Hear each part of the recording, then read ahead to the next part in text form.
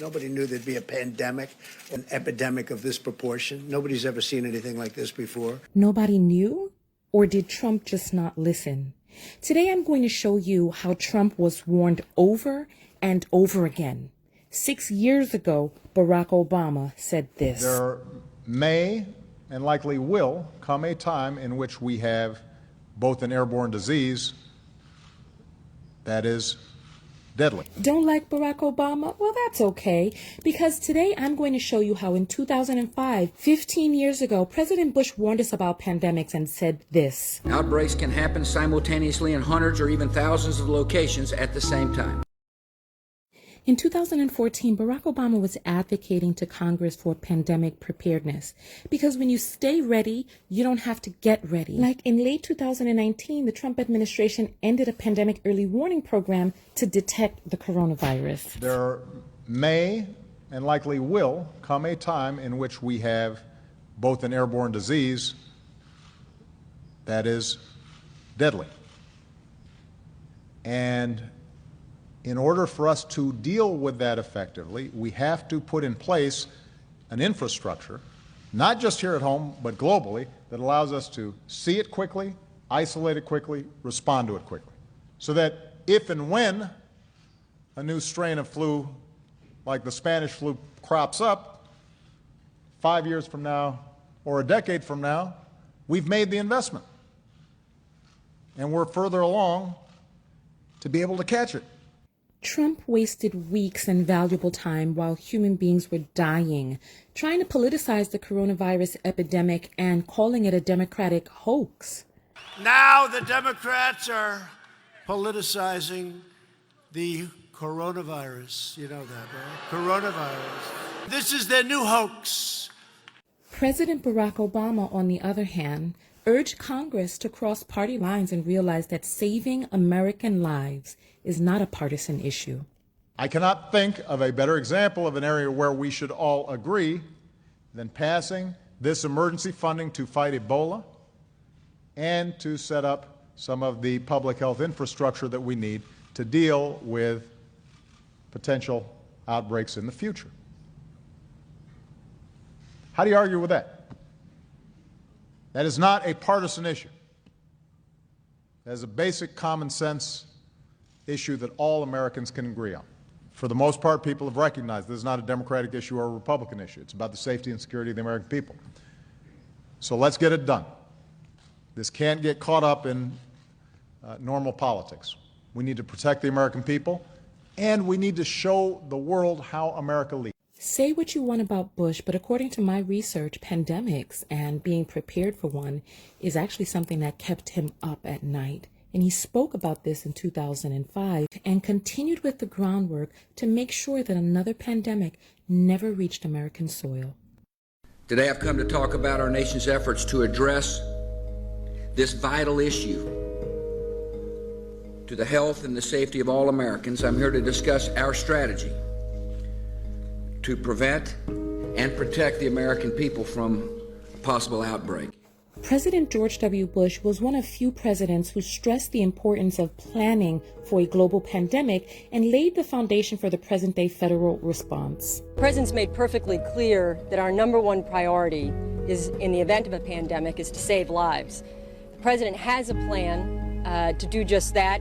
First, we must detect outbreaks that occur anywhere in the world. Second, we must protect the American people by stockpiling vaccines and antiviral drugs and improve our ability to rapidly produce new vaccines against a pandemic strain. We need to have a surveillance plan that allows us to identify when an incident has occurred in the world. The sooner we know, the more quickly and more adequately we can respond.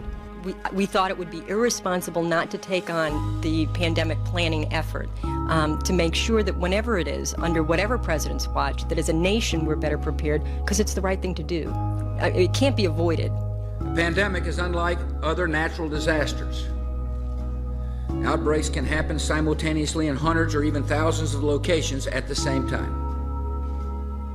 And unlike storms or floods, which strike in an instant and then recede, a pandemic can continue spreading destruction in repeated waves that can last for a year or more.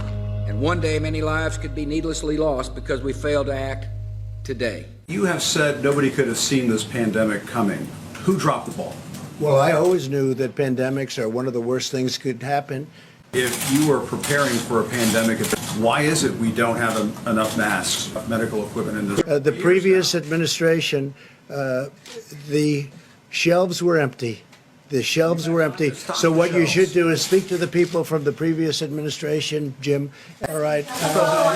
So, Trump tried to blame Obama for Trump's failure in handling the corona pandemic. And I don't know if you heard Jim Acosta, but he said, well, you've been in office for almost 4 years. Were empty. And you know what else? The military. The president blamed the Obama administration and said he was left with an empty shelf. I repeated back to the president, he has had 3 or 4 years to stock the shelves, to prepare this country, to get the federal government ready for a threat just like this. He has said in the past, you couldn't have seen this coming. This was an unforeseen problem, this coronavirus. But obviously there were top officials like his own HHS secretary who were warning about the potential for a very dangerous pandemic like the one we're dealing with right now. Wolf. Yeah, he's been in office now for more than 3 years. And if there was a problem when he took office, he had 3+ years to deal with that problem based on the recommendations of a lot of experts who were deeply concerned about a potential pandemic coming here to the United States. The buck is supposed to stop here, Wolf, as you know. Yeah, of course. Well. And I'm going to leave you right here with this. In 2013, Donald Trump tweeted to the then President Barack Obama, leadership. Whatever happens, you're responsible. If it doesn't happen, you're responsible. Dr. Fauci said earlier this week that the lag in testing was, in fact, a failing. Do you take responsibility for that? Yeah, no, I don't take responsibility at all. You said that you don't take responsibility, but you did disband the White House Pandemic Office. It's lost valuable time because that office wasn't disbanded. What do you make of that? Well, I just think it's a nasty question. And when you say me, I didn't do it.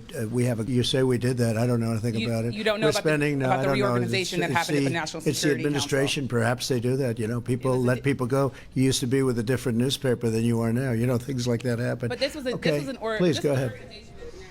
We're doing a great job. Leadership. So who do you believe? Do you believe the Obama administration left the coffers dried and empty so that after 4 years in office, Trump still couldn't fill them up? Or do you think Bush, 15 years ago, dropped the ball, and even though he created the federal response that we have now to pandemics, just wasn't up to par? Yeah, no, I don't take responsibility at all. Or do you think Trump is lying and scapegoating because the way he bungled this pandemic response cost thousands of Americans their lives? I want to hear your thoughts below.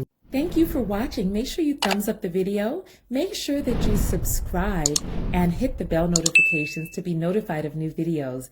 Leave a comment below and come over to TanyaTKO.com to subscribe to my personal mailing list, send me a message, or find out more about matchmaking. I'll see you on the other side. Peace.